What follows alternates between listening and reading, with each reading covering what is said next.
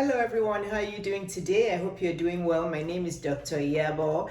I'm the Money to Honey coach. I'm a business and lifestyle coach. I help women make money and I also help them attract their honey. Welcome to my YouTube platform. If we've never met, I hope that you will hit the subscribe button now because I do have a lot of videos that will help you all about business, entrepreneurship, dating, wellness, staying healthy and youthful looking. And if you don't follow me on Instagram yet, make sure you do. Find me on Instagram at Dr. Iyabo because I'm most active there, and I have a lot of IGTV videos as well that will really help you with your business and financial freedom life. But if you're looking for dating and relationship videos as well as business and entrepreneurship, make sure you subscribe to my YouTube channel because you'll get a lot of value here. So make sure that you hit that subscribe button now. So let's get right into it. What's the video of the day today? Today, I want to help you women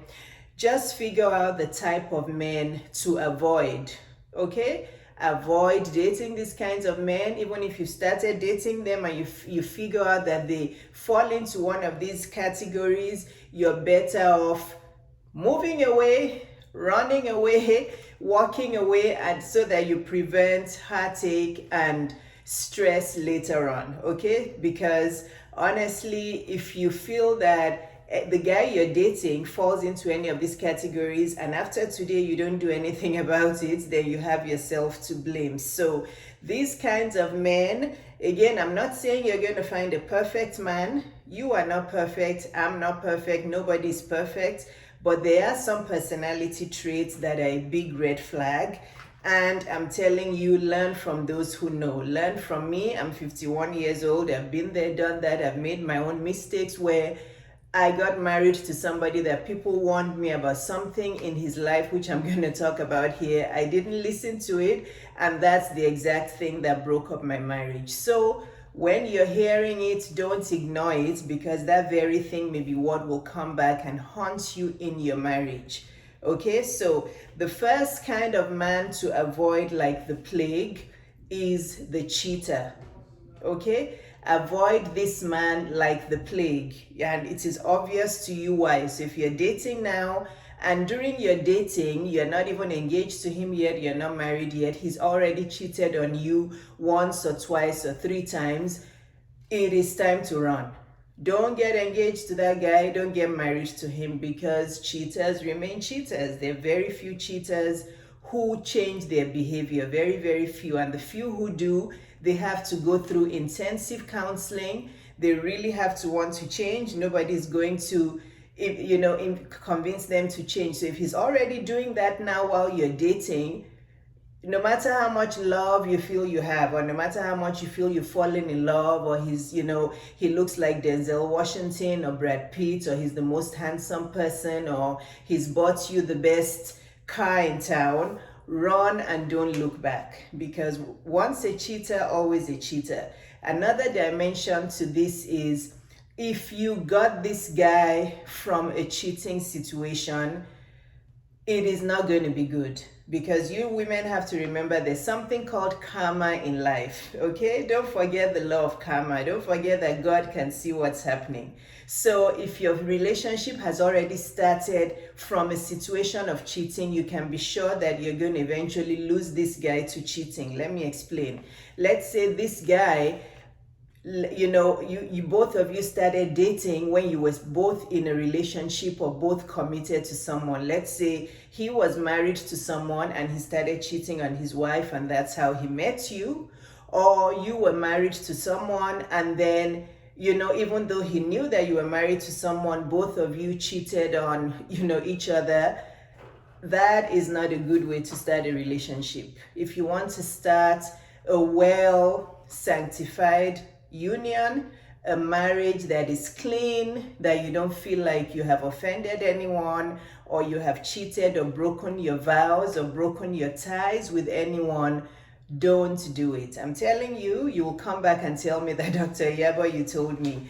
If this guy was married when you started dating him, okay, and he left his wife because of you, he told you his wife is the worst person on this earth, she's this, she's that, and you guys are now together and you're considering marriage, I'll tell you to pray about it, because karma will come back to you, because I'm telling you, your own marriage will end again from cheating. Okay? Or, either one. Let's say you were in a relationship, and you met this guy, and even though he knew that you were in a relationship and you knew you were doing the wrong thing, you still got together, or vice versa. However, if both of you got together from a cheating situation, it's not a good way to start a relationship, guys. Okay, it's not. Don't date people that are married. Don't date people that are with somebody. If you meet them and they tell you how fantastic you are, how loving you are, and how their marriage or their relationship sucks, tell them that you're not that kind of woman who breaks other people's homes. Tell them that you want them to go and sort out their marriage, sort out their divorce or whatever, and when they're legally divorced and separated, they can come back to you if you're still available. Don't do it. It's just a very bad way to start a relationship, and that karma will eventually come back and hurt you, because a man who dates a married woman and pulls that married woman from her marriage, I can bet you that over the years he's going to find another woman and dump you again for that woman. Okay, so just don't. You guys understand. Avoid. I'm spending time on this one because it comes in many different dimensions. Or if you're the married woman who has been married to a chronic cheater for years, and you're thinking he's going to change, or you're thinking because he has all these other qualities, you'll make do with you. He's never going to change. If you stay, just know that you're always going to be one of many. But if you think he's going to change, you're wasting your time.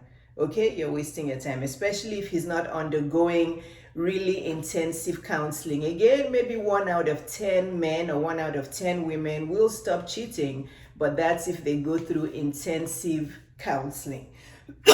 Nobody just stops cheating. Once a cheater, always a cheater. The second one, oh my goodness, I've said this in many videos. The second one was my own situation. Let me drink my milk. The second one was my own situation. Avoid the mama's boy like a plague.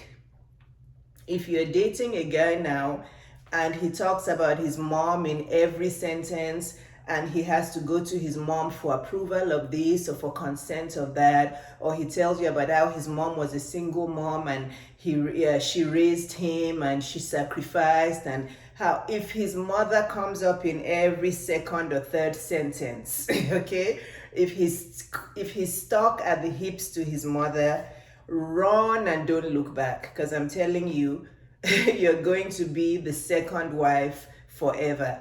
The person who's going to be the first wife in that marriage is going to be that mother. I can promise you that, because I went through that for 23 years. Maybe 15 years, but I dated my ex for 8 years.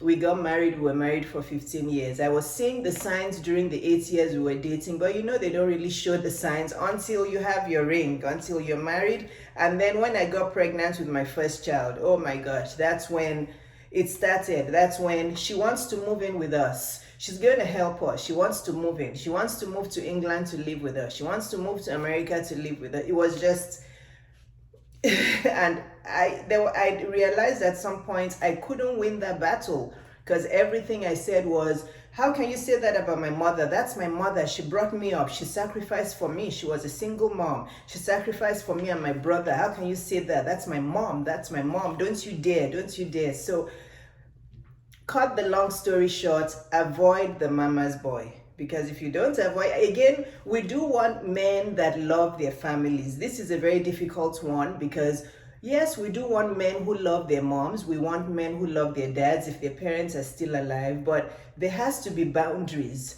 You have to feel like you come first before his parents, because that's how it is. Once you get married, your wife and your husband come first before the parents. If you're a wife or your husband and you feel like you're a second-class citizen to the parents of your spouse, there's going to be a problem there. So the thing about mommy and son relationships is that, if they're that close and they're tied at the hip, especially if that mom is a single mom, especially if she's a single mom and she brought those boys up on her own, oh my goodness. That was my situation.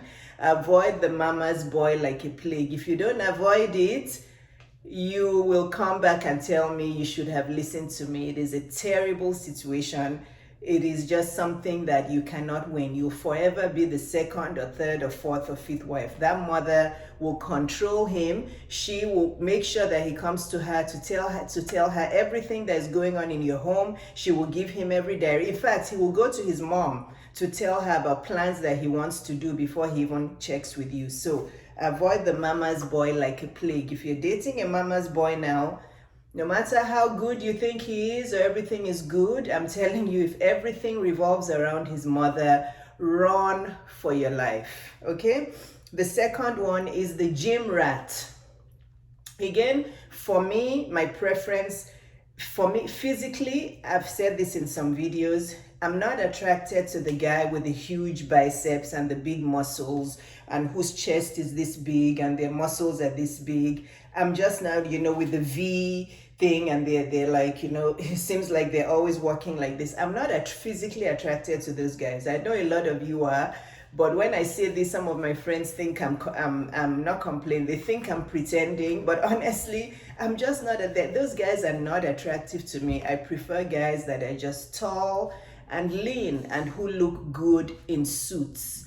When you're a guy with huge biceps like this, you can't look good in a suit because every suit you wear looks like it's about to rip off.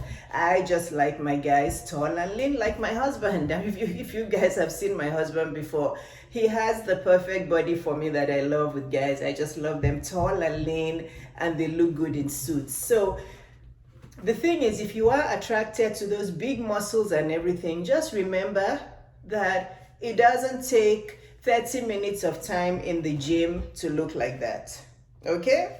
If you're attracted to it, just know that you will have a husband who spends a lot of his time in the gym. Either he goes out to the gym, or if you have a gym in your basement or something, that's where he will be most of the day.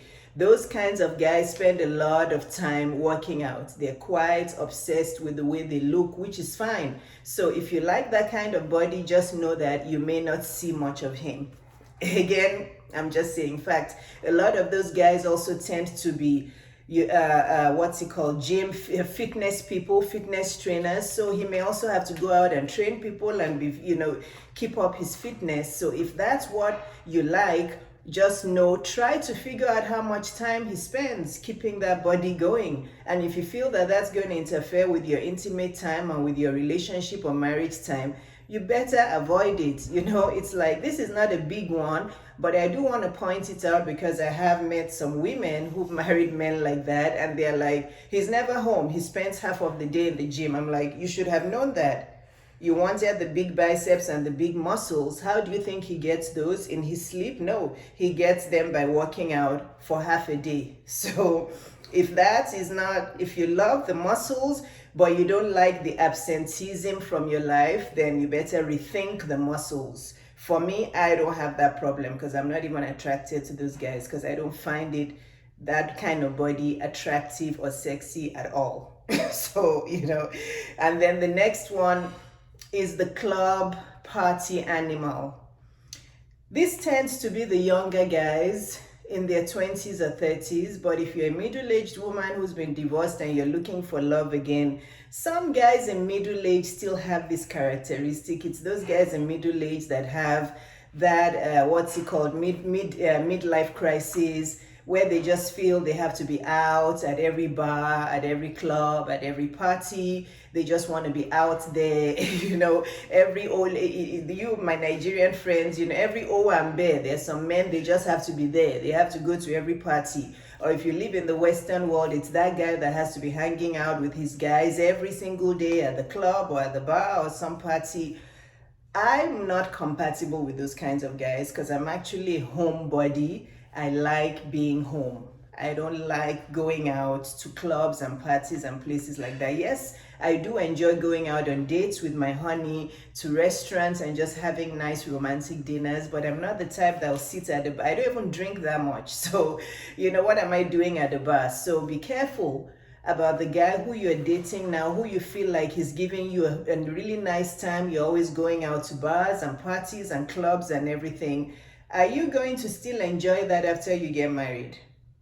After you have kids, when you cannot go clubbing or barring or partying anymore and he can still go, how is that going to work out? This damages a lot of relationships because it's like, is it a double-edged sword? I don't know how to describe it, because while you're dating this guy, he'll give you lots of fun, right? You're still single, you don't have any kids yet, you're going to this bar, this club, this party, you're hanging out, everything. But after you get married and you're trying to create a home, you start having kids, you start getting older, and this guy doesn't slow down. Then there comes the disconnect. There comes the, I'm always at home. Where are you going? You can't stay at home. So be very careful. If you are a party animal as well, maybe that will work out for you. And if you don't want any kids, maybe it will work out for you.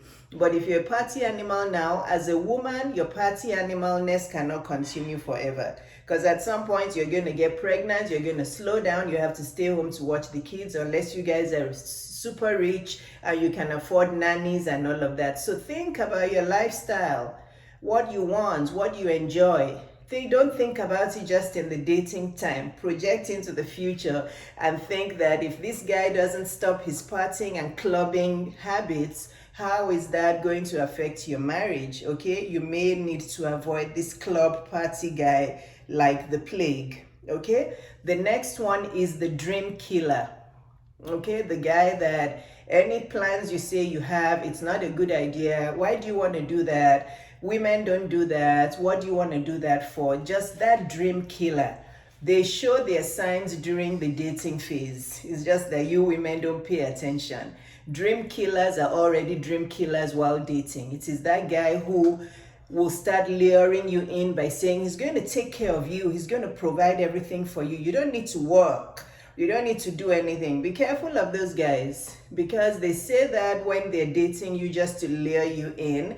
After you get married, it may change. So, or they will just keep killing your dreams because they want you to sit down at home as a housewife whose mouth is zipped up and who doesn't have any say. Again, if it works for you, I'm saying all these things so that you guys will be able to see the red flags. If it works for you, if you're a woman who, yes, you want to be a total housewife, you want to be under total control of your husband, if that works for you, that's fine. Then this is not a red flag, right? There are some women, I don't know of many, but maybe there's 1% of women who don't want to have their own dreams, hopes, and plans. They just want to sit down at home, have kids for the man, cook, clean, and just be at home and have nothing else going on for them. I don't think this is many women.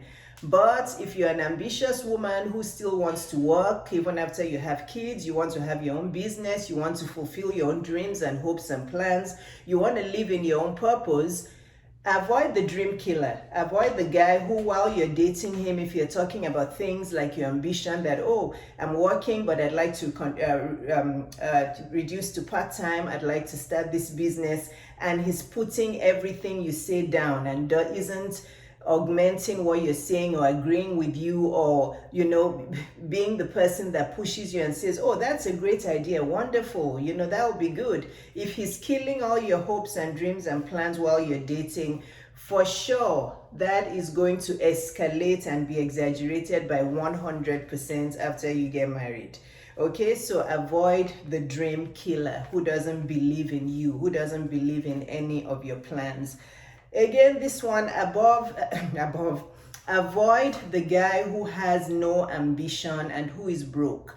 Now, I want to be careful about this one because a lot of women out there are still banks. They like men to just provide them with money and they don't want to do anything. Okay, men are not banks. Men are not credit cards. Men are not financial institutions. You get off your BUTT and you work and help your husband as well. Okay, so you don't have to meet a man who is a millionaire or zillionaire or who has a house on the hill and who's going to provide you with this and provide you with that. No.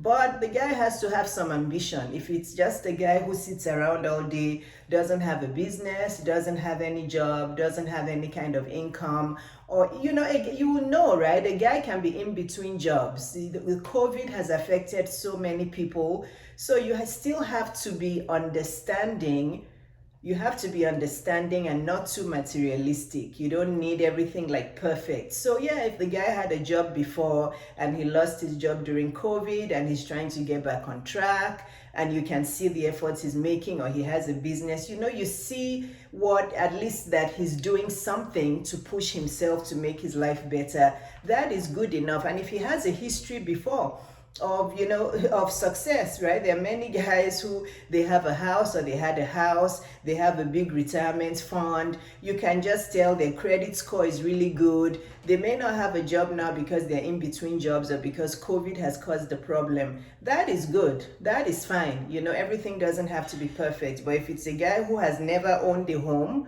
he doesn't have any retirement fund, he doesn't have a car, you ask him what jobs has he worked in the past, he gives you some bogus businesses he's had before in the past that didn't work out, no retirement fund, credit score is bad, you need to avoid those guys, okay? The broke, ambitionless guys, you need to avoid them. But the ones who have ambition, who are just maybe in between some hardships like we all have, that is fine. That is fine, okay? That is fine. And then you want to avoid the bossy, authoritative guy. I guess this is kind of like the narcissistic guy. I feel like narcissist is an overused word for guys, honestly. Yes, there are many narcissists out there, but I feel like it's overused. I feel like some women just label every single guy a narcissist because they themselves have issues. So you have to be careful, okay? But you will know a guy who's bossy and just overly authoritative. You will know that guy who wants to have things his own way. He wants to talk all the time. He wants to behave as if he's the one who knows too much. His ego is too much. And this is another personality I'm coming to later, right? The ego-driven guy. So that bossy, authoritative guy, which a lot of guys are, a lot of guys are. So you have to be careful, especially a lot of my African brothers. A lot of my African brothers have this trait. They have that bossy, authoritative guy. Yes, you cook for me and cook for my friends, and I'm this, and I'm big man, and I'm that. The ego, this is the next one, the ego-driven attention seeker, the show-off guy who likes to show off, but everything is just show-off. People who show off a lot, people who come across as bossy and authoritative, and who come across as attention seekers and show off, they are the ones that actually have low self-esteem. So be careful of those guys. A lot of guys put on that bossy front. They put on that authoritative, overly egotistical, like I'm the master of everybody, I'm the boss. Even when they're walking around, they want to pretend as if they own the world. They have low self-esteem, okay? So those kinds of guys, avoid them. A guy is not your boss. Your boyfriend is not your boss. Your husband is not your boss. This is why I don't buy into women who call their husbands Oga and who call their husbands my king and all of that. I don't buy into all that because I just think it's making the situation worse, because my husband is not my king. No, God is my king. My husband is not my king. My husband is not my boss. My husband is not my Oga. I don't use such words because I just feel that it makes this whole masculinity, masculine power, authoritative thing even worse.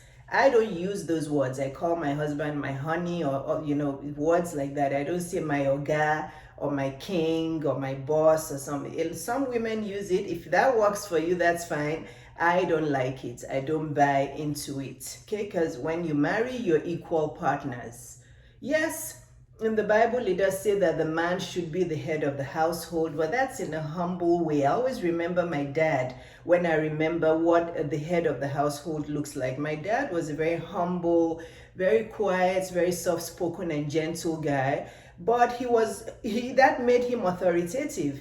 He didn't have to be bossy with my mom. He didn't have to be authoritative or order my mom around or carry his ego around. No, my dad was a very gentle, humble, loving guy. And he just was the head of the household because of that. We all respected him because he loved my mom in a very nice, humble, gentle, and caring manner.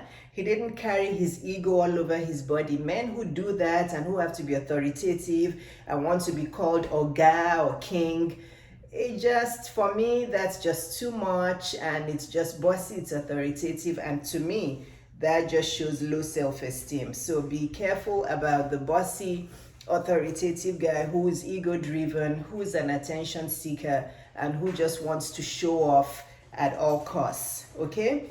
And then the next one is be careful of the secretive guy. Okay, this one you have to be careful as you get to know the guy. If you keep feeling like you don't know anything about him, you're dating him, you don't know where he lives, you're dating him, you've never met any of his family, you've never met any of his friends. When you say you want to meet them, he has some excuse. They're traveling, they're not home, they're not this, they're not that. Oh, I want to meet you, I'd like to see where you live. There's always some excuse. You know, he hides his phone. He's just, he hides his phone all the time. You just don't feel like you're getting to know him. You feel like there's something he's hiding. You feel like he's not opening up. You feel like he's concealing something. Be careful about that one. Or the guy that you're talking to over WhatsApp and talking to over text and talking on the phone, but you've never met him. Because every time you talk about let's meet in person, he has some excuse about how he can't see you, or he can't fly down to you, or he's busy at a meeting or something. If you just feel like you're not getting to know this guy, you don't know who he is, you run like the plague. You run like the plague, because that guy either is married somewhere and he has a home with kids somewhere and he's deceiving you, or he has a steady girlfriend somewhere and he's trying to juggle to see who he likes better, or he's some pedophile or criminal or something. A guy like that has something really bad that he's hiding. So you better run and don't feel like, oh yeah, he will let me know later. He's so nice, and listen to you guys. You women, sometimes you believe anything. You believe, in fact, today before I started this video, I still got a DM on my Instagram with a woman with the identical problem.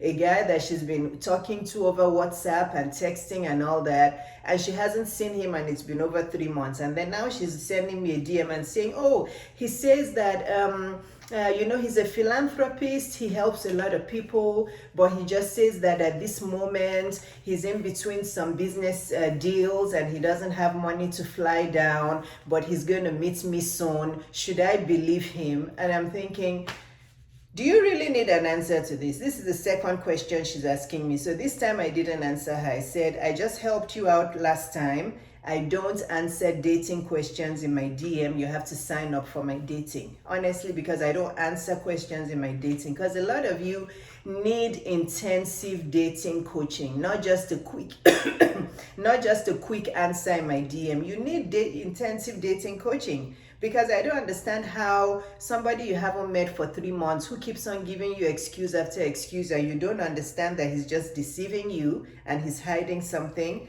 Anyway, the secretive guy that you feel like you don't know who he is, avoid him like the plague.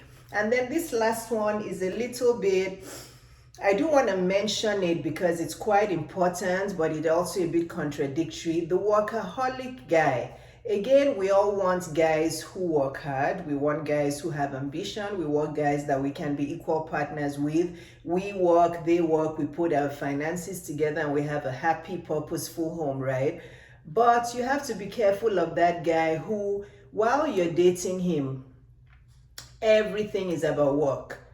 He has to work in the morning, he has to work in the afternoon, he's working in the evening. Weekends, can we see each other? Oh, I have to work. I'm traveling for work. I'm going to a meeting for work. Traveling. Monday through Sunday, I'm traveling for work. Or Monday through Friday, I'm traveling for work. But when I come back on Saturday and Sunday, I still have meetings, and I still have lunch meetings and dinner meetings. Avoid those guys, because they're very similar. I said it after the secretive one. They're similar to the secretive guy. Nobody works 7 days a week without a break like that, and nobody travels. All those work meetings, okay? Maybe out of those work meetings, 10% of the time is really work.